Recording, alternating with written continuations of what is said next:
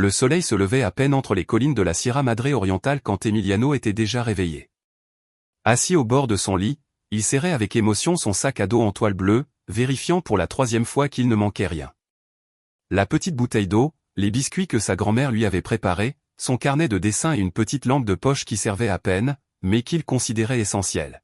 « Grand-mère, je suis prêt », cria-t-il depuis sa chambre. Doña Carmela, femme au visage buriné et aux yeux doux, apparut à la porte tenant un pull. « N'oublie pas ça, mon enfant, il fait frais tôt dans la forêt, » dit-elle en l'aidant à l'enfiler. « Merci, grand-mère. Tu crois qu'on va voir un cerf ?» Elle sourit, lui caressant les cheveux. « Si tu gardes les yeux bien ouverts et le cœur attentif, tu verras plus que ça. » Emiliano adorait ces moments avec sa grand-mère. Elle lui racontait des histoires de saints, de lumière qui surgissait dans la montagne, de la façon dont la Vierge protégeait les innocents. Bien qu'il ne comprît pas tout, quelque chose s'allumait en lui chaque fois qu'elle parlait de foi. Dans la cuisine, une odeur de café et de pain fraîchement préparé emplissait l'air. Le ciel était clair, sans nuages, et l'air frais de la Sierra semblait caresser la peau. Emiliano sortit en courant vers l'école, où le groupe d'élèves se réunissait déjà près du camion. « Amy, ici !» cria Mariana, sa meilleure amie, agitant la main avec énergie. Mariana avait de longues tresses et un sourire espiègle. Ensemble, ils montèrent dans le camion, riant de quelque chose que seul eux comprenaient. Le professeur Ramiro, un homme jeune et enthousiaste, leur rappela de faire attention, de ne pas se séparer du groupe et de ne pas toucher aux plantes inconnues. Pendant que le camion avançait sur les chemins de terre, les enfants chantaient, jouaient et regardaient par la fenêtre les grands arbres et les ruisseaux qui serpentaient entre les pierres. « Tu crois qu'il y a des lutins dans cette forêt ?» demanda Mariana à voix basse. « Je ne sais pas, mais ma grand-mère dit qu'il y a de bons esprits qui protègent les enfants, » répondit Emiliano, serrant son sac à dos contre sa poitrine. Quand ils arrivèrent au point de départ, le groupe descendit et la randonnée commença. La végétation était dense, avec de grands pins qui filtraient la lumière du soleil. Le professeur leur parla des types d'arbres, des animaux nocturnes, du respect de la nature. Emiliano marchait à côté de Mariana, ramassant des feuilles sèches et les rangeant dans son carnet. Il se sentait heureux, comme s'il appartenait à cet endroit. Il y avait quelque chose de magique dans le craquement des branches, dans le chant lointain des oiseaux, dans l'odeur terreuse du sol humide. Soudain, il vit quelque chose bouger entre les buissons, un petit oiseau au plumage iridescent, presque doré, qui sautait de branche en branche. Fasciné, Emiliano s'arrêta. « Tu l'as vu ?» murmura-t-il. « Quoi donc ?» demanda Mariana, regardant autour d'elle. Mais le groupe avait déjà avancé et dans le murmure de la forêt, la voix du professeur se faisait à peine entendre. Emiliano fit un pas, puis un autre, suivant l'oiseau qui semblait l'inviter à découvrir quelque chose de plus. Il ne sut pas à quel moment il cessa d'entendre les autres. Si cette histoire t'a déjà touché le cœur, abonne-toi à la chaîne pour ne pas manquer ce qui va suivre. Ce qui attend Emiliano est plus profond que tu ne l'imagines. L'oiseau s'envola plus loin et Emiliano, captivé, le suivit sans réfléchir. La forêt commença à se refermer un peu plus et la lumière filtrait différemment. C'était comme entrer dans un autre monde, un monde où le temps s'arrêtait et le silence parlait de sa propre voix. Et ainsi, sans s'en rendre compte, il fit le premier pas vers l'inconnu. Le chant des oiseaux se fit plus ténu tandis qu'Emiliano avançait. Le petit oiseau doré virevoltait à faible distance, comme s'il le guidait intentionnellement. Emiliano sentait ses pieds le suivre sans réfléchir, comme si quelque chose en lui savait qu'il devait le faire. Juste un petit peu plus, murmura-t-il sans se rendre compte de la distance déjà parcourue. Les arbres semblaient se refermer sur eux-mêmes, plus haut, plus dense. Le sol, couvert de feuilles sèches, étouffait ses pas. Le murmure du ruisseau se faisait proche, comme un chuchotement constant. Emiliano ne s'arrêta que lorsque l'oiseau disparut entre les branches. Alors, le silence chercha une familiarité, mais tout était pareil, tronc, ombre, racines tordues. Il n'y avait aucune trace du sentier ni des voix de ses compagnons. La forêt qui auparavant lui semblait accueillante se sentait maintenant comme un labyrinthe vivant. « Mariana » appela-t-il en haussant la voix. Rien, juste le craquement lointain d'une branche, peut-être un animal. « Professeur Ramiro, bonjour. » L'écho de sa voix se perdit entre les arbres. Soudain, une rafale de vent agita les cimes et l'enfant frissonna. Il sentit un poids sur sa poitrine, une angoisse qui lui serrait le cœur. Il voulut courir quelque part, mais ses jambes ne répondaient plus. Il était paralysé par le doute, par l'endroit d'où il venait. Il déglutit et essaya de se souvenir. Il avait suivi l'oiseau. Combien de temps? Il ne savait pas. Il sortit son carnet de son sac à dos et le serra contre sa poitrine. Il ferma les yeux, respira profondément. Pense, Emiliano, pense. Il regarda autour de lui, cherchant des indices, des marques, des branches cassées, quelque chose, mais la forêt ne laissait pas de traces claires. Il fit quelques pas vers la gauche, puis en arrière, puis s'arrêta de nouveau. Tout était confusion. Des minutes passèrent, peut-être une demi-heure. Le soleil était toujours haut, mais les rayons touchaient à peine le sol entre les branches. Emiliano sentit qu'il commençait à transpirer, mais il avait aussi mal aux bras à cause du froid. L'air devint plus humide, plus dense. Ce n'est pas bon, murmura-t-il avec un nœud dans la gorge. Il sortit la lampe de poche de son sac et l'alluma. Bien qu'il fît encore jour, le faible faisceau lumineux tremblant n'aidait pas, mais lui donnait de la sécurité. À petits pas, il recommença à marcher, essayant de calmer sa respiration. Il passa à côté d'un arbre énorme avec des racines qui sortaient comme des griffes du sol. Il y avait des marques sur l'écorce, mais aucune qu'il ne reconnaisse. En se penchant pour mieux observer, une branche sèche craqua fortement sous son pied et le son le fit sursauter. Il fit un petit bond et resta immobile.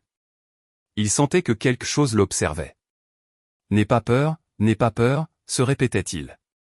Il essaya de chanter doucement, une chanson que sa grand-mère lui avait apprise quand il était plus petit, quelque chose sur la Vierge du chemin. Sa voix tremblait, mais il s'accrochait à la mélodie comme à un fil invisible. « Sainte Marie, ma mère, couvre-moi de ton manteau. » Mais le chant s'interrompit quand il entendit un battement d'ailes soudain derrière lui. Il se retourna rapidement, mais ne vit rien, juste des branches qui bougeaient et de nouveau ce silence si profond qu'il en devenait douloureux. La peur grandissait en lui comme une racine. Il sentait l'estomac noué et la gorge sèche. Il voulait crier, mais craignait que n'importe quel son ne brise l'équilibre fragile du lieu. Il essaya de chercher dans son sac à dos quelque chose de plus utile, mais la seule chose qu'il trouva fut le pull que sa grand-mère lui avait donné. Il le serra fort, comme si cela le connectait à elle. Alors, pour la première fois, il réalisa qu'il était vraiment perdu. Il respira profondément et fit un pas de plus, sans savoir où, mais avec le besoin urgent de trouver une sortie ou un signe. Le soleil commença à descendre derrière les montagnes, teintant le ciel d'un orange profond. Emiliano, les lèvres gercées et les pieds endoloris, savait que la nuit tomberait bientôt. Il avait marché en cercle pendant des heures et chaque tentative pour retrouver le chemin du retour l'éloignait davantage. La lumière du jour s'estompait et avec elle l'espoir de voir un visage familier. La forêt devenait plus sombre et les sons changeaient, les grillons remplaçaient les oiseaux et le craquement des branches semblait plus proche, plus menaçant. « Je dois trouver un endroit sûr, » murmura-t-il en regardant autour de lui. Il trouva un vieil arbre avec de grosses racines qui formaient une sorte de creux entre le sol et le tronc. Ce n'était pas confortable, mais au moins cela lui donnait une sensation de refuge. Il s'assit là, serrant ses genoux avec le pull de sa grand-mère sur les épaules. Le froid s'insinua sans permission. Ce n'était pas seulement celui de la nuit dans la Sierra, c'était un autre froid plus profond qui venait de la peur et de l'incertitude. Il entendait son cœur battre si fort qu'il lui semblait que la forêt entière pouvait l'entendre. Il sortit le paquet de biscuits et l'ouvrit de ses mains tremblantes. Il en mangea 2, gardant le reste au cas où il mettrait plus de temps à sortir. Il but un peu d'eau, mais la bouteille était déjà à moitié vide. L'obscurité tomba d'un coup. Il n'y avait plus d'ombre, juste le noir entre les arbres. Il alluma la lampe de poche, mais la lumière était faible, à peine suffisante pour éclairer un demi-mètre devant lui. Emiliano commença à pleurer en silence. Il ne savait pas quoi faire. Il se sentait seul, petit, insignifiant. Tout ce qui lui semblait autrefois un jeu, explorer, suivre les oiseaux, était maintenant un cauchemar dont il ne pouvait se réveiller. « Grand-mère » murmura-t-il en sanglotant, « où es-tu » À un moment donné, la fatigue l'emporta sur la peur. Il se recroquevilla entre les racines, ferma les yeux et se laissa gagner peu à peu par le sommeil, bien que le froid ne cessât de lui mordre la peau. C'est alors qu'il la vit. Au milieu de l'obscurité, une lumière douce, presque comme celle de l'aube, apparut devant lui. Ce n'était pas la lampe de poche, c'était autre chose, quelque chose de chaud. Une figure féminine vêtue de blanc, au visage serein, le regardait avec douceur. Sa voix, à peine un murmure, l'enveloppa comme une berceuse. « Tu n'es pas seul, Emiliano. » Foi. Il ne savait pas s'il rêvait ou si c'était réel. La figure ne s'approcha pas, mais sa présence le remplissait de calme. Il sentit la peur se dissoudre comme du brouillard et quelque chose en lui s'affirmer. « Es-tu la Vierge » demanda-t-il d'une voix étranglée. La figure ne répondit pas, mais son regard disait tout. Puis, peu à peu, la lumière s'évanouit et avec elle la figure. Emiliano resta à regarder le vide, les yeux ouverts et le cœur battant différemment. Il ne savait pas si c'était un rêve, une illusion due à la faim ou au froid, mais quelque chose en lui avait changé. Il sentit une force nouvelle, comme si cette présence lui avait laissé une étincelle d'espoir allumée dans sa poitrine. « Je vais m'en sortir, je vais trouver le chemin », se dit-il à voix basse. La lampe de poche était toujours allumée, tremblante. Il ferma de nouveau les yeux, essayant de conserver la chaleur qu'il ressentait encore sur sa peau. Dehors, la forêt continuait de murmurer, mais elle ne lui semblait plus aussi hostile. Quelque chose l'accompagnait. Cette nuit marqua le début de l'inexplicable. Qui était cette figure? Était-ce réel ou un rêve? Ne manquez pas la prochaine partie et abonnez-vous à la chaîne pour suivre chaque étape de cette histoire de foi et de survie. Pendant qu'il dormait pour la première fois, Emiliano ne se sentit pas complètement seul. La nuit tomba sur le village comme un lourd manteau. Dans l'humble maison en adobe, où vivait Doña Carmela, le silence était plus profond que jamais. L'assiette d'Emiliano était toujours intacte sur la table. Le pain durcissait peu à peu et la chaise où il s'asseyait habituellement craquait à chaque rafale de vent. Ce n'est pas possible. Ce n'est pas possible qu'il ne soit pas rentré, répétait la femme en faisant passer les grains du chapelet entre ses doigts usés. Devant le petit autel qu'elle avait dans le salon, une image de la Vierge de Guadalupe entourée de cierges, de fleurs séchées et de scapulaires. Carmela s'agenouilla et commença à prier avec une intensité désespérée. Ses lèvres murmuraient des mots qui venaient du plus profond de son âme, mêlés aux larmes qui coulaient silencieusement sur son visage. « Sainte Mère, protège-le. Tu sais combien je l'aime. Rends-moi mon enfant. » L'horloge marquait 21 heures. Les minutes semblaient des heures. Personne à l'école n'avait donné de réponse claire. Ils avaient seulement dit que le groupe était rentré. Mais Emiliano ne se trouvait pas parmi les enfants. Certains pensaient qu'il était resté en arrière, d'autres ne l'avaient pas remarqué. Mariana fut la seule à affirmer l'avoir vu s'éloigner, mais personne ne voulut s'alarmer immédiatement. Carmela n'attendit plus. Elle sortit dans la rue avec une bougie à la main et se dirigea directement vers la paroisse. Elle frappa fort à la porte en bois jusqu'à ce que le père Julien ouvre, surpris. « Doña Carmela, que se passe-t-il? Emiliano s'est perdu dans la forêt et personne n'a rien fait, père. » « Personne, dit-elle en tremblant. Le prêtre, homme au visage serein et à la voix posée, la regarda avec gravité. Il ne posa pas de questions inutiles. Il l'invita à entrer et ensemble, ils allumèrent d'autres bougies sur l'autel principal. « Dieu n'abandonne jamais les siens, dit-il en s'agenouillant. Mais parfois l'attente est si douloureuse, répondit-elle, serrant le chapelet avec force. En quelques minutes, la nouvelle commença à circuler. Des voisins sortirent avec des lampes, des bâtons, des chevaux. La forêt était vaste, mais tous connaissaient ses entrées et ses sentiers. Personne ne voulait imaginer le pire, mais le froid de la nuit apportait avec lui une peur qu'on ne disait pas à voix haute. Carmela, assise sur un banc du temple, fixait l'image de la Vierge. Elle se souvenait des nuits où Emiliano était malade enfant, comment elle priait avec foi, comment elle trouvait toujours du réconfort en la regardant. Cette fois, l'angoisse était différente. Elle était plus profonde, comme si une partie de son âme était perdue avec lui. « Si tu me le rends, petite Vierge, je promets d'apporter des fleurs tous les dimanches. Je promets d'allumer une bougie pour chaque jour qu'il vivra. Je promets. » Elle s'arrêta. Sa voix se brisa. Elle n'en put plus. Le père Julien s'approcha et lui posa une main sur l'épaule. « La foi est un chemin sombre, Doña Carmela, mais vous ne marchez pas seul. Cette communauté non plus. Nous chercherons tous Emiliano jusqu'à ce que nous le trouvions. » Elle hocha la tête sans parler, ferma les yeux et continua de prier. Dehors, les cloches de l'église commencèrent à sonner, non pas comme pour la messe, mais avec des tintements courts. C'était le signal d'urgence du village. Depuis les temps anciens, c'était l'appel pour chercher les disparus. La montagne était silencieuse, mais les lumières des lampes de poche commencèrent à bouger entre les arbres. Carmela n'alla pas dormir. Elle resta dans l'église, agenouillée, le regard fixé sur la Vierge. Et tandis que le village se mobilise, quelque chose de plus profond s'éveille entre les arbres. Ne quitte pas cette histoire. Abonne-toi maintenant à la chaîne pour suivre cette quête guidée par la foi. Dans son cœur, une voix lui murmurait que son petit-fils était vivant, mais la forêt avait ses propres règles. Le matin arriva avec un ciel pâle, couvert de minces nuages qui laissaient passer une lumière blanche et terne. Emiliano ouvrit les yeux avec difficulté. Il sentait son corps engourdi, la bouche sèche et un goût amer dans la bouche. Il avait mal aux jambes, aux bras, et une démangeaison au cou le fit se gratter jusqu'à laisser une marque rouge. Probablement un insecte l'avait piqué pendant la nuit. Il se redressa lentement et regarda autour de lui. Tout était pareil, de grands arbres, des branches entrelacées, un sol couvert de feuilles et de branches sèches, mais quelque chose en lui avait changé. Malgré la peur et le froid, il sentait une petite étincelle de détermination. Il ne pouvait pas rester là, il devait bouger. « Je vais trouver le chemin », se dit-il, essayant de se convaincre. Il attrapa son sac à dos, le passa sur son épaule et commença à marcher. Il choisit de suivre le son d'un ruisseau voisin, espérant que l'eau le mènerait vers une zone habitée. Il se souvenait que sa grand-mère lui avait dit un jour que si l'on se perdait, il fallait suivre l'eau.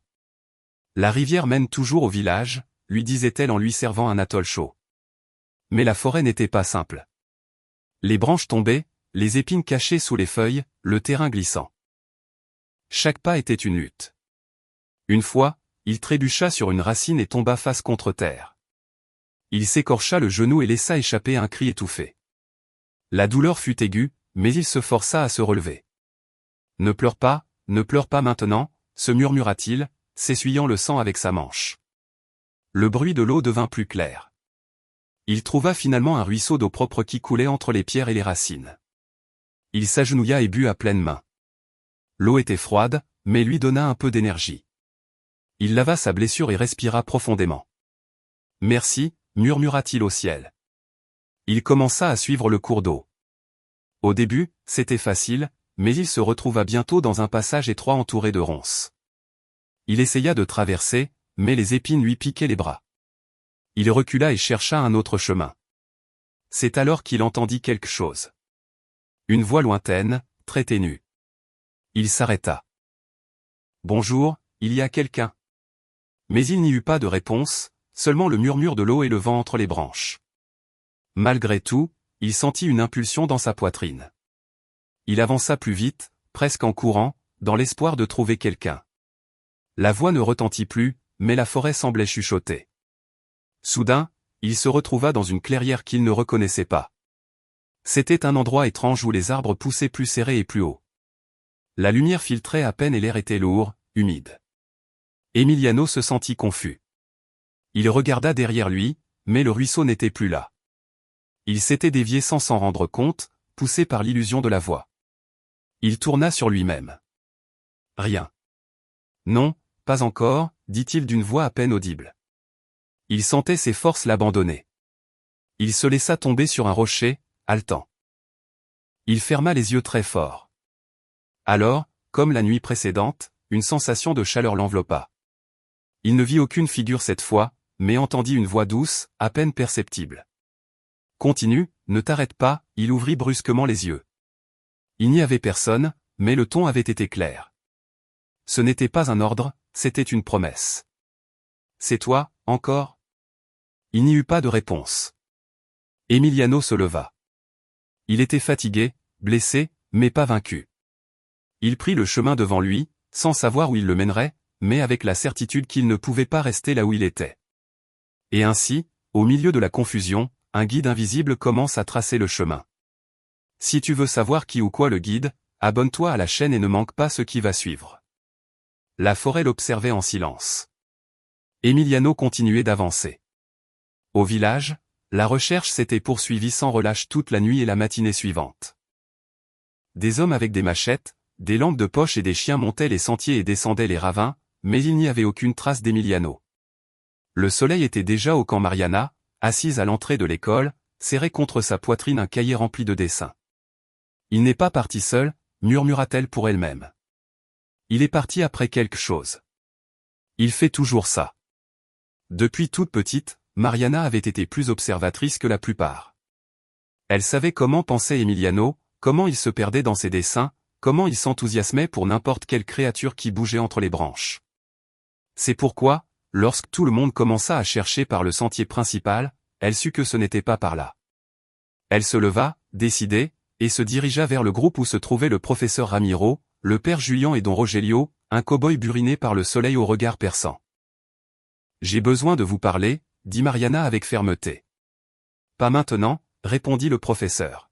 « Nous organisons la prochaine sortie. »« C'est sérieux. »« Précisément pour ça, je sais par où Emiliano a pu passer. » Le prêtre la regarda avec attention.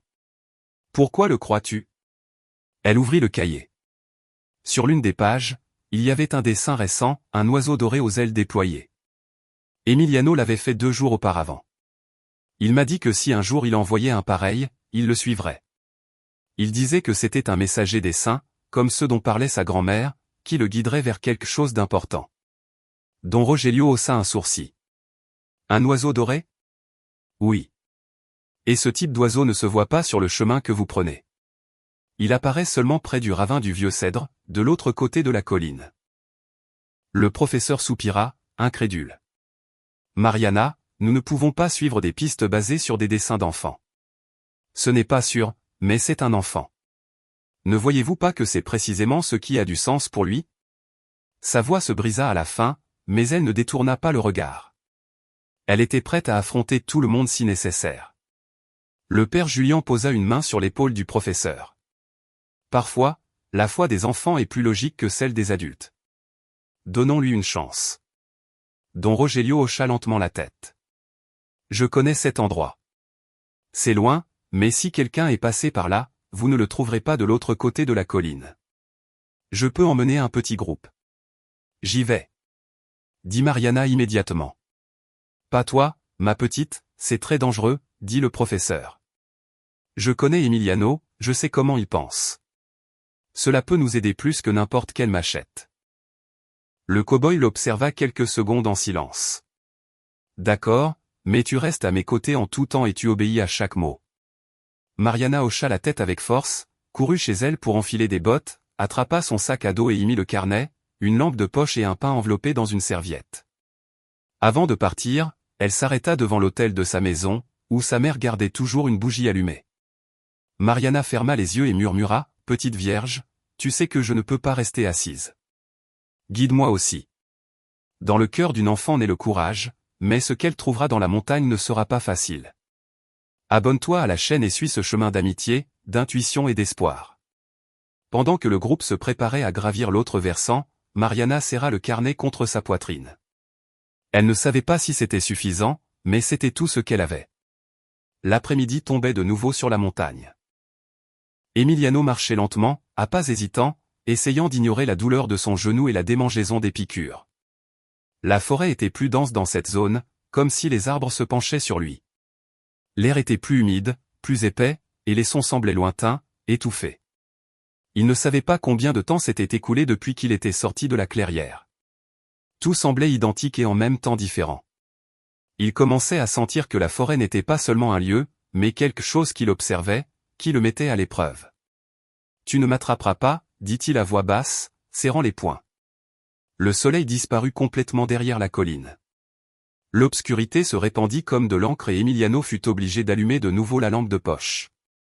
La batterie tenait à peine, la lumière scintillait, faible, comme si elle était elle aussi fatiguée.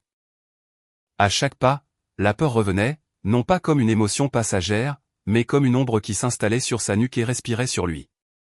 Il commença à entendre des choses, des branches qui se brisaient, des murmures qu'il ne pouvait comprendre, des bourdonnements comme ceux d'insectes géants. Ce n'est rien, se répétait-il, mais alors il la vit. Une lumière entre les arbres, qui n'était pas comme celle de la lampe de poche ni comme le soleil. Elle était bleutée, ténue et bougeait comme si elle flottait. Emiliano resta immobile, le cœur résonnant dans ses oreilles. La lumière se déplaça lentement vers la gauche, disparaissant derrière des buissons. Puis, une autre apparut plus haut, comme si elle flottait entre les branches. « Bonjour », demanda-t-il en tremblant. Il n'y eut pas de réponse, mais une troisième lumière scintilla à proximité. Elle semblait l'appeler. Quelque chose en lui disait qu'il ne devait pas les suivre, mais en même temps, une profonde curiosité le poussait. Il fit un pas, puis un autre. Qui est là? Les lumières ne répondaient pas, elles se déplaçaient seulement lentement, s'éloignant de plus en plus. Soudain, un craquement fort à sa droite le fit se retourner brusquement. La lampe de poche tomba au sol. En la ramassant, la lumière s'éteignit complètement. Non, non, non, s'exclama-t-il en essayant de la rallumer. Rien. L'obscurité totale l'enveloppa comme une marée. Sa respiration s'accéléra. Il sentait que la forêt se refermait autour de lui. Il fit un pas en arrière et trébucha sur une racine. Il tomba sur le dos avec un bruit sec. Du sol, il vit quelque chose. Pas des lumières cette fois. De hautes silhouettes immobiles entre les arbres. Il ne pouvait distinguer si c'étaient des personnes ou juste des branches, mais elles ne bougeaient pas. Il sentait leur regard. Il ferma les yeux très fort, se serrant dans ses bras. Alors, une image lui vint à l'esprit, l'autel de sa grand-mère, la bougie allumée, la voix de Carmela disant « La Vierge te protège, même si tu ne la vois pas », et cette même voix, maintenant en lui, l'enveloppait comme un murmure entre les feuilles, « Ne crains rien ». Il ouvrit lentement les yeux. Les silhouettes n'étaient plus là. L'obscurité persistait, mais n'était plus aussi lourde. Il reprit la lampe de poche, la secoua et, à sa surprise, elle s'alluma d'une lumière faible mais constante. Emiliano se leva, encore tremblant. Les lumières bleues avaient disparu. Il ne savait pas si elles étaient réelles ou si son esprit lui jouait un tour. Mais à ce moment-là, il comprit quelque chose, la forêt voulait lui faire peur. Elle voulait qu'il abandonne. « Je ne me laisserai pas faire », murmura-t-il avec plus de fermeté. Il serra le pull de sa grand-mère contre sa poitrine, ferma les yeux quelques secondes et commença à marcher de nouveau, cette fois plus lentement, plus conscient, comme s'il attendait un signe qui n'arrivait pas encore. Que furent ces lumières? Et pourquoi ne l'ont-elles pas touché? Il y a quelque chose au-delà de la peur qui guide les pas d'Emiliano. Abonne-toi à la chaîne pour continuer à découvrir ce mystère entre la foi et l'obscurité. Au milieu de la forêt, l'enfant avançait et la forêt observait en silence. Le soleil se levait à peine entre les collines quand Don Rogelio, avec son chapeau à large bord et sa machette à la ceinture, s'arrêta devant un tronc tombé. Il s'accroupit, toucha le sol du bout des doigts et murmura « Quelqu'un est passé ici, à petits pas ». Mariana, à quelques mètres derrière, s'approcha en silence. Elle observait avec admiration la façon dont le cow-boy lisait la terre, comme si les pierres et les branches lui parlaient. « Es-tu sûr que c'était Emiliano ?» Don Rogelio hocha la tête sans se retourner. « Cette terre est meuble. Quelqu'un a glissé ici il y a peu de temps. Et regarde ça. » Il montra une feuille avec une petite tache rouge. Du sang séché. Quelqu'un s'est écorché la jambe. Mariana sentit un nœud dans la gorge. Emiliano était tombé. L'imaginer blessé, seul, lui serrait la poitrine. Derrière eux, deux autres voisins suivaient le rythme en silence, attentifs à tout signe. Le groupe avançait lentement, guidé par l'intuition du cow-boy et la conviction de l'enfant. L'air de la Sierra était plus frais dans cette partie de la forêt, avec des arômes intenses de pin et de terre mouillée. Ici, dit Don Rogelio, s'arrêtant de nouveau. Ça n'y était pas hier. Mariana regarda où il pointait, une branche cassée, d'un ver pendu à un buisson. Qu'est-ce que ça signifie? Que quelqu'un l'a cassé en passant. Regarde l'angle. Ce n'était pas le vent. C'était une personne qui a poussé avec force, probablement pressée. Mariana s'accroupit, observant attentivement. Sur le sol, elle remarqua quelque chose de brillant. C'était un morceau d'emballage plastique. C'est celui des biscuits que sa grand-mère lui a donné. Emiliano ne mange pas d'autres. Don Rogelio prit l'emballage, le sentit et hocha la tête. Alors, nous sommes sur la bonne voie. Le groupe se réanima. C'était le premier signe concret depuis qu'ils avaient commencé. Ils continuèrent à descendre une légère pente jusqu'à une zone de grosses roches humides. Là, le terrain était plus instable. C'est dangereux ici. Soyez prudents, avertit Rogelio. Mariana avança lentement jusqu'à ce que quelque chose d'autre attire son attention. Sous une racine exposée, il y avait un morceau de tissu. C'est une partie du pull d'Emiliano. Le tissu était accroché à une épine.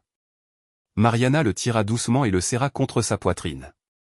Il est proche. Je le sens. Don Rogelio la regarda avec respect. Tu es courageuse, petite. Tu as le cœur bien en place et ton ami a encore de l'espoir si nous continuons à ce rythme. Au loin, un cri rompit le silence. Don Rogelio, nous avons trouvé quelque chose. Le groupe courut vers les deux autres voisins. L'un d'eux tenait un dessin froissé. C'était une forêt faite de crayons verts et bleus et un oiseau doré au centre. Dans un coin, on lisait le nom, Emiliano. Mariana s'agenouilla en le voyant. Ses yeux se remplirent de larmes. Ce dessin était dans son carnet. Mais il l'a arraché. Il veut que nous le suivions. Don Rogelio rangea le papier avec précaution. Alors, nous allons le suivre coûte que coûte. Entre les branches, les empreintes et les souvenirs, la forêt commence à révéler son chemin. Ne pars pas encore. Abonne-toi à la chaîne pour suivre chaque étape de ce chemin d'espoir. Mariana leva les yeux au ciel comme cherchant un signe. Le vent souffla doucement et un instant, elle crut entendre une voix douce, lointaine, qui disait « Continuez à chercher ». Les yeux brillants, elle serra le pull déchiré et continua d'avancer. Le murmure de l'eau se fit plus fort à mesure qu'Emiliano descendait entre racines et pierres humides. La forêt s'ouvrait un peu, révélant une large rivière qui coulait avec force entre les rives boueuses. L'enfant s'arrêta au bord, observant le courant constant et trouble. Ce n'était pas comme le ruisseau tranquille qu'il avait suivi auparavant. Celui-ci était plus impétueux, impatient, avec de l'écume à la surface. Son estomac gargouillait de faim. Il marchait depuis des heures sans direction claire, survivant avec des miettes de pain et des gorgées d'eau de sa bouteille, déjà presque vide. En voyant la rivière, il pensa que peut-être de l'autre côté il y aurait un chemin ou un signe de vie. « Je dois traverser, dit-il, incertain. Il chercha du regard un passage sûr, mais il n'y avait ni pierre ferme ni tronc traversant, seulement un courant intense qui battait contre les rochers. Le doute s'empara de lui. La peur de tomber, d'être emporté, était réelle. Il se souvint d'une histoire que sa grand-mère lui avait racontée sur un enfant qui avait traversé une rivière et n'était jamais revenu, mais il se souvint aussi de la figure de la nuit précédente, la voix douce qui lui avait murmuré « Continue ». Il inspira profondément et fit un pas dans l'eau. Le froid le transperça comme un couteau. Le courant le frappa violemment au genou et il dut étendre les bras pour garder l'équilibre. Chaque pas était une lutte. Les pierres glissaient sous ses pieds. Il fit un pas, puis un autre. Au milieu de la rivière, une vague le poussa avec force. Il tomba sur le côté et l'eau le recouvrit jusqu'à la poitrine. « Ah » cria-t-il de désespoir, battant des pieds pour ne pas se laisser emporter. À cet instant, il sentit que la peur allait le vaincre. L'eau l'entraînait vers le bas, vers une zone plus profonde. Il chercha quelque chose à quoi s'accrocher, mais il n'y avait rien à proximité. Jusqu'à ce que, comme posé là par miracle, une grosse branche flotta à ses côtés. Il s'y accrocha des deux mains et se propulsa vers la rive opposée. Il réussit à sortir trempé, frissonnant, les lèvres violacées et les mains écorchées. Il tomba à genoux sur la terre, respirant avec difficulté tandis que son cœur battait comme un tambour. « Merci » murmura-t-il en sanglotant. « Merci, qui que tu sois. » Il pleura, non de douleur, mais de soulagement, d'avoir senti un instant qu'il n'était pas seul, que quelque chose l'avait sauvé. Il se serra dans ses bras, mouillé, les dents claquant, et regarda vers le ciel, qui se couvrait maintenant de nuages gris. L'air sentait la terre humide et l'orage qui approchait. Il sortit la lampe de poche et la laissa sécher sur une pierre. Il sortit aussi son carnet, mais les pages étaient mouillées, les dessins estompés. Sauf un, celui de l'oiseau doré. Celui-ci était resté intact, comme si rien ne l'avait touché. Il le regarda pendant des minutes. « C'est toi qui me protèges » demanda-t-il à voix basse. Il n'y eut pas de réponse, mais le vent souffla doucement et chaudement un instant. Il ferma les yeux et resta en silence, sentant que d'une manière ou d'une autre, quelqu'un l'écoutait. La rivière a essayé de l'arrêter, mais elle ne comptait pas sur sa foi. Ce qui vient maintenant mettra son âme à l'épreuve. Abonne-toi à la chaîne pour ne pas manquer ce qui est sur le point de se révéler. Emiliano se leva, encore tremblant, mais avec une nouvelle certitude. S'il était arrivé jusque-là, il pouvait continuer. Quelque chose ou quelqu'un le guidait. Il ne savait pas où, mais il savait pourquoi. Il devait rentrer chez lui. Et maintenant le chemin l'appelait de nouveau. Après la traversée de la rivière, la forêt sembla changer. Emiliano avançait lentement, trempé, mais les yeux plus attentifs que jamais. Chaque feuille, chaque son, chaque brise lui parlait d'un lieu différent, plus silencieux, comme si tout l'environnement s'était tu pour ne pas perturber quelque chose de sacré. La boue collée à son pantalon, les chaussures pleines d'eau, les cheveux emmêlés, tout n'était qu'un confort physique, mais son intérieur brûlait d'une clarté qu'il n'avait jamais ressentie auparavant. Ce n'était pas du courage, c'était de la foi. Une foi qui ne venait pas des mots, mais de la certitude silencieuse qu'il n'était pas seul. Le terrain devint plus plat, les racines ne dépassaient plus du sol et la végétation commença à s'ouvrir jusqu'à former une clairière large et lumineuse. Là, la lumière descendait doucement, filtrée entre les branches, créant un effet presque céleste. L'air sentait les fleurs et la résine, et un léger bourdonnement emplissait l'ambiance, comme si la nature elle-même chantait à voix basse. Emiliano s'arrêta au bord de la clairière, stupéfait. Où suis-je? Des fleurs blanches couvraient le sol comme un tapis. Ce n'étaient pas des fleurs sauvages ordinaires. Elles avaient de grands pétales doux et un parfum délicat qui lui rappelait les jours heureux à la maison quand sa grand-mère cuisinait avec de la cannelle et lui chantait des chansons. Il fit un pas à l'intérieur, puis un autre. Il ne ressentait ni peur, ni fatigue, seulement une paix profonde qui l'enveloppait. Il marcha jusqu'au centre de la clairière et là, parmi les fleurs, il la vit, une femme debout, vêtue de blanc, avec un voile qui tombait comme de la soie sur ses épaules. Elle n'avait pas de visage défini, mais sa présence était aussi claire que le soleil. Elle ne flottait pas, ne brillait pas de manière surnaturelle, elle était juste là avec les bras étendus comme une mère qui attend son enfant. Emiliano ne dit rien, il resta immobile, les yeux grands ouverts, le cœur battant lentement. Il voulut courir vers elle, mais quelque chose en lui dit qu'il devait rester où il était. La figure leva une main et pointa vers un sentier caché entre les arbres. Elle ne parla pas, mais son geste était clair. « Tu veux que j'aille par là ?» Il n'y eut pas de mots, mais le vent souffla dans cette direction. Emiliano sentit qu'il devait obéir. Il baissa les yeux une seconde pour s'assurer de ne pas perdre son sac à dos. Quand il les releva, elle n'était plus là. La clairière était toujours la même, brillante, silencieuse, sacrée. Emiliano respira profondément, s'approcha de l'endroit où elle avait été et s'agenouilla. Il toucha le sol. Il était tiède, comme si quelqu'un venait d'y être. Au centre, il y avait une petite fleur différente des autres, une rose blanche au bord bleu. Il l'arracha avec soin et la rangea entre les pages du dessin de l'oiseau doré. « Merci » murmura-t-il. Alors il l'entendit. Un chant lointain, comme une berceuse, mais il ne venait ni de sa mémoire ni de la forêt. C'était réel. Il résonnait au loin avec une douce mélodie, comme si la nature elle-même chantait. Il reconnut la voix. C'était une chanson que sa grand-mère lui chantait, une ranchera douce, entonnée avec amour. Qui l'appelle maintenant? Que se révélera sur ce nouveau chemin? La clairière a parlé, mais le plus important est à venir. Abonne-toi à la chaîne et ne manque pas le prochain chapitre de cette histoire qui touche l'âme. Emiliano se leva, ne regarda pas en arrière, suivit la direction indiquée. La forêt n'était plus un ennemi, c'était un chemin. Et maintenant, il savait où il devait aller. Emiliano avançait entre les arbres d'un pas ferme. Le chant restait clair, constant, comme un fil invisible qui le guidait. C'était une douce mélodie, de celle que l'on chante avec l'âme. Bien qu'il ne pût distinguer les mots avec clarté, il sentait que chaque note parlait directement à son cœur. La forêt ne semblait plus sombre. Même si le ciel commençait à se couvrir de nuages gris, la lumière filtrée entre les branches éclairait son chemin. À chaque pas, le son se faisait plus proche. Il s'arrêta un instant. « Cette chanson, murmura-t-il.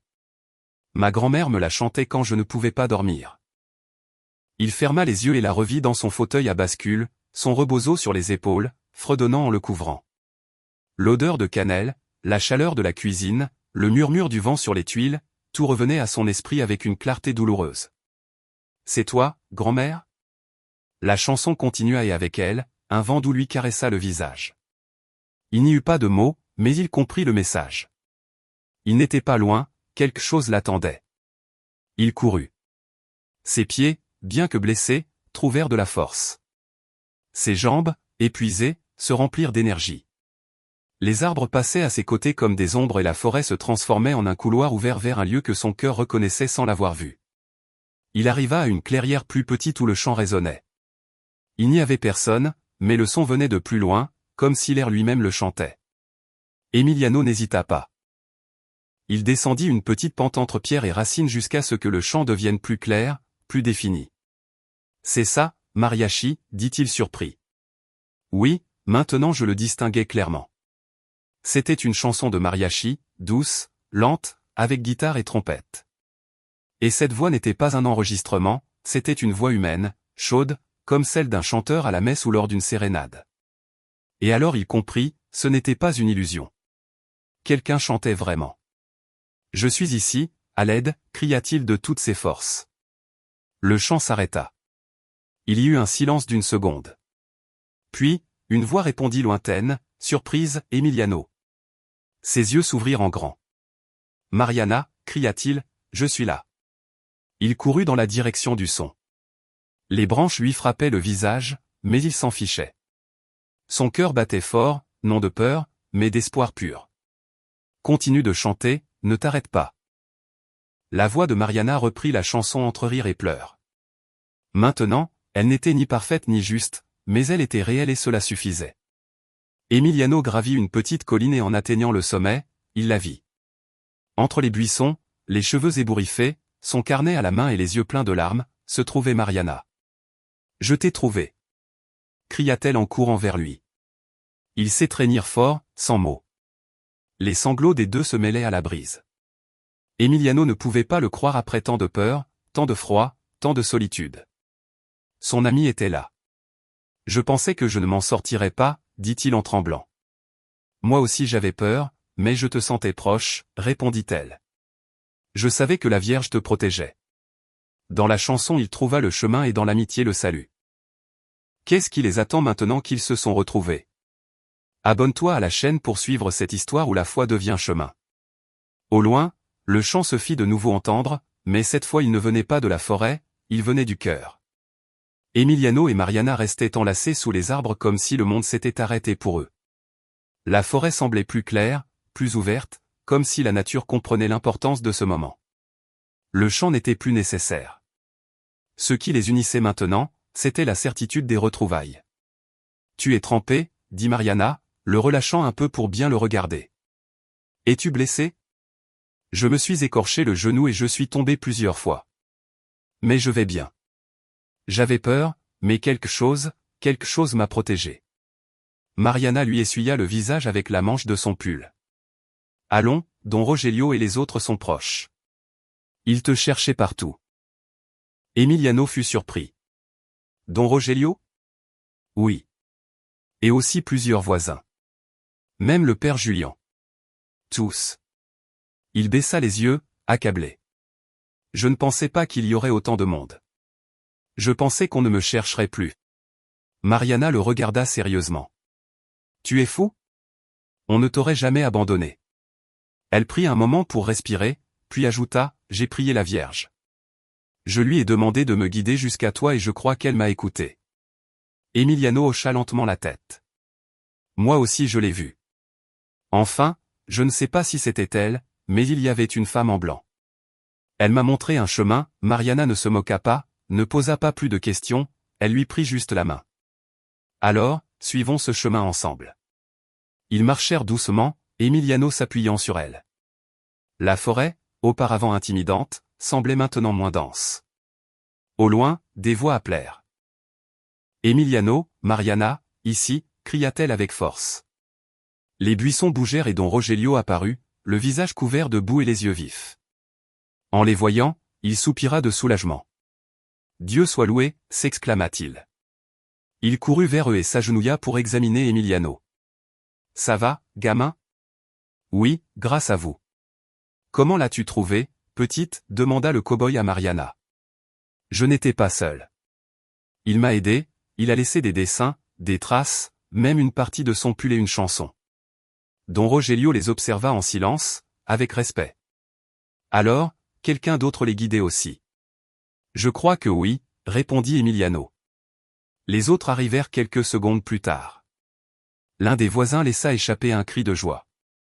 Un autre tomba à genoux, remerciant à haute voix. Un par un, ils entourèrent l'enfant sans trop le toucher, comme s'il s'agissait d'un miracle qui nécessitait des soins. Le père Julian arriva à la fin, le visage fatigué, mais les yeux pleins de lumière. Il s'agenouilla devant Emiliano et lui prit la main. « Merci d'être revenu, mon enfant. Merci de m'avoir cherché, père.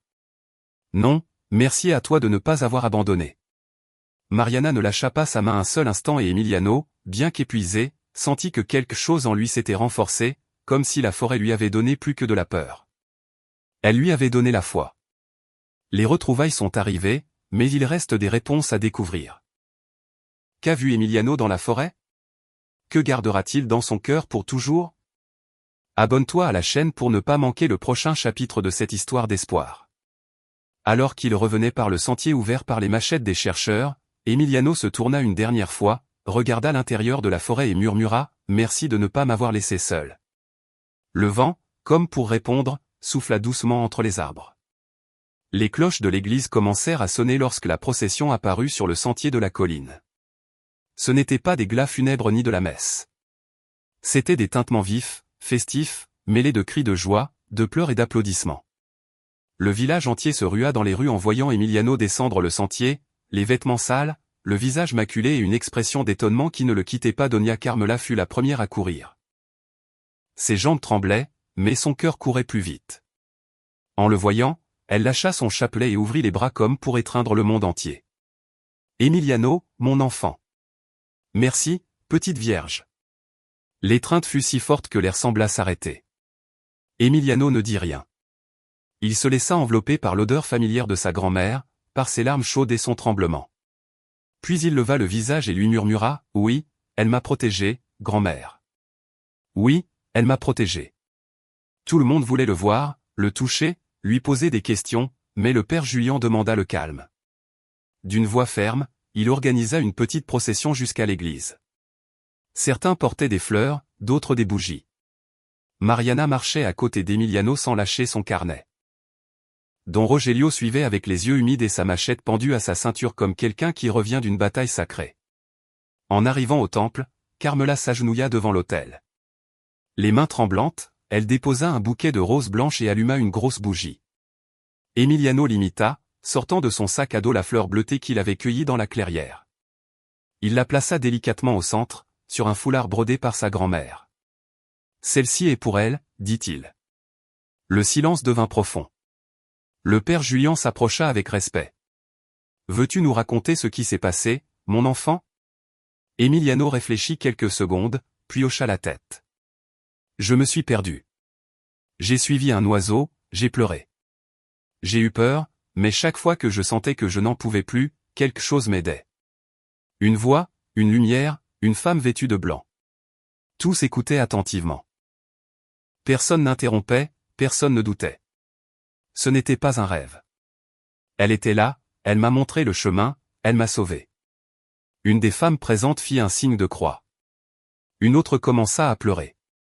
Mariana éleva la voix, il a laissé des signes. Je les ai suivis, mais je n'aurais pas pu 100 fois. C'était comme si quelqu'un me guidait aussi. Don Rogelio, d'une voix grave, ajouta, la Sierra ne pardonne pas, mais cette fois, quelqu'un d'autre a marché avec lui. Le père Julian respira profondément et leva les yeux vers l'image de la Vierge. La foi d'un enfant nous a appris aujourd'hui que nous ne sommes pas seuls, que même dans l'obscurité la plus profonde il y a de la lumière. Et cette lumière vient souvent du cœur des innocents. Les assistants hochèrent la tête en silence.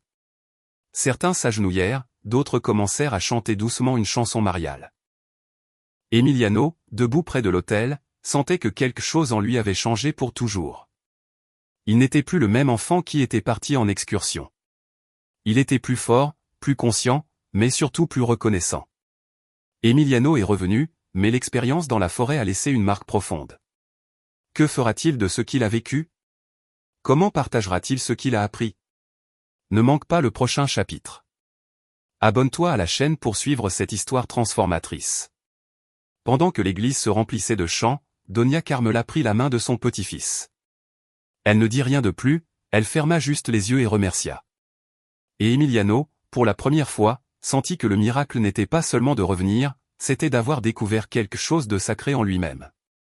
Quelques semaines après le retour d'Emiliano, le village continuait de parler de ce qui s'était passé comme si c'était un rêve collectif. Dans les rues, les femmes commentaient à voix basse. Les enfants le regardaient avec étonnement, comme s'il s'agissait d'un héros silencieux. Mais Emiliano ne cherchait pas l'attention. Il marchait plus calmement, plus observateur. Il y avait quelque chose dans ses yeux qui le faisait paraître plus âgé. Un matin, le père Julian l'invita à converser dans la cour arrière de la paroisse, à l'ombre d'un mesquite. Emiliano accepta sans hésiter. Il s'assit sur un banc en bois, les jambes pendantes, regardant le sol. « Puis-je te demander quelque chose, Emiliano ? » ?»« Oui, père. »« Que as-tu vu exactement dans la forêt ?» L'enfant mit du temps à répondre. Il sortit de son sac à dos le dessin de l'oiseau doré avec la fleur bleutée encore pressée entre les pages. « La plupart du temps, j'ai vu des arbres, des ombres, de la peur, mais quand j'étais sur le point d'abandonner, elle apparaissait. » Comment était-elle ? Elle n'avait pas de visage.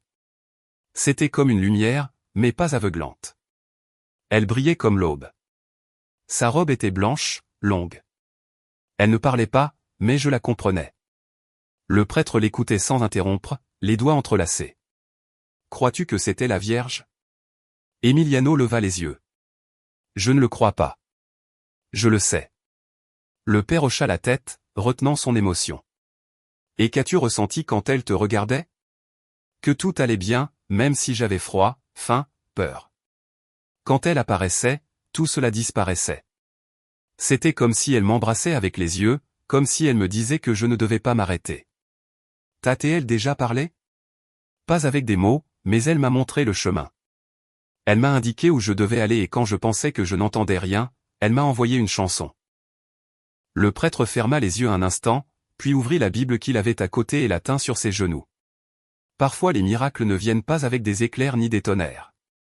Ils viennent sous la forme la plus simple, une fleur, une lumière, un chant. Et ceux qui ont le cœur pur peuvent les voir. Je vous crois de tout mon cœur. Emiliano baissa les yeux et sourit à peine. Certains ne me croient pas. Ils disent que j'étais déshydraté, que j'ai tout imaginé, mais je sais ce que j'ai vécu et ça ne me dérange pas qu'ils ne comprennent pas. C'est à moi. Le père posa une main sur son épaule. Il y a des choses que seul Dieu et toi saurez, et c'est bien ainsi. Ce même après-midi à l'école, la maîtresse demanda aux élèves d'écrire une histoire sur quelque chose qui les avait marqués. Emiliano dessina au lieu d'écrire. Il peignit la clairière de la forêt, la fleur bleue et une silhouette blanche sous la lumière. Quand il le montra à la classe, tous gardèrent le silence. Mariana leva la main. Je l'ai vu quand il est revenu et je sais que quelque chose a changé en lui. Je ne sais pas ce que c'était, mais ça l'a rendu plus fort. La maîtresse le regarda avec tendresse. Que as-tu appris, Emiliano ? Il réfléchit quelques secondes puis répondit que la foi est comme une lampe de poche.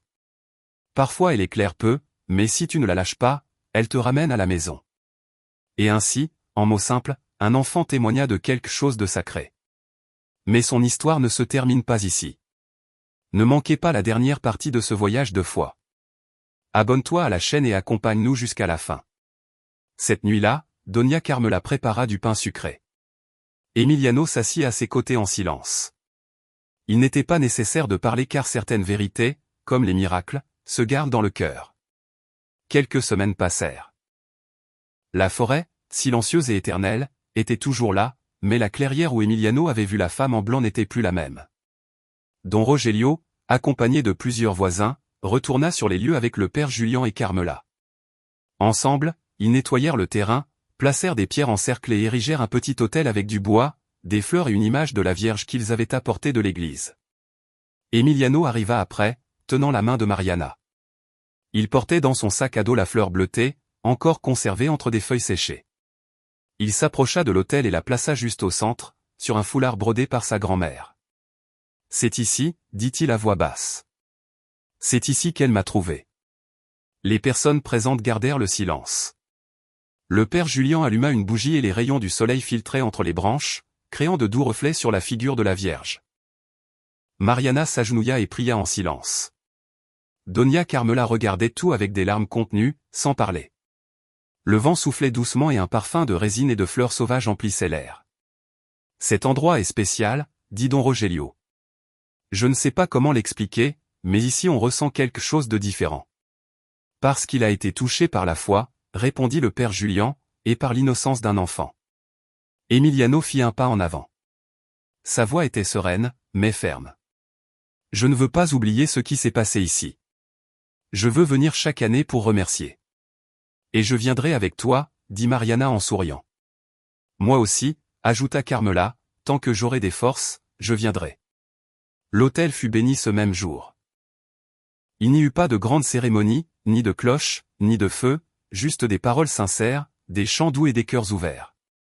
Depuis lors, les habitants du village commencèrent à visiter l'endroit. Certains apportaient des fleurs, d'autres demandaient des faveurs. Personne ne parlait de miracle à voix haute, mais tous savaient que quelque chose d'au-delà du visible s'était produit là. Avec le temps, Emiliano grandit. Son histoire devint une partie de l'âme du village. Mais il ne chercha jamais la célébrité ni les projecteurs. Chaque année, le même jour, il revenait à la clairière avec Mariana.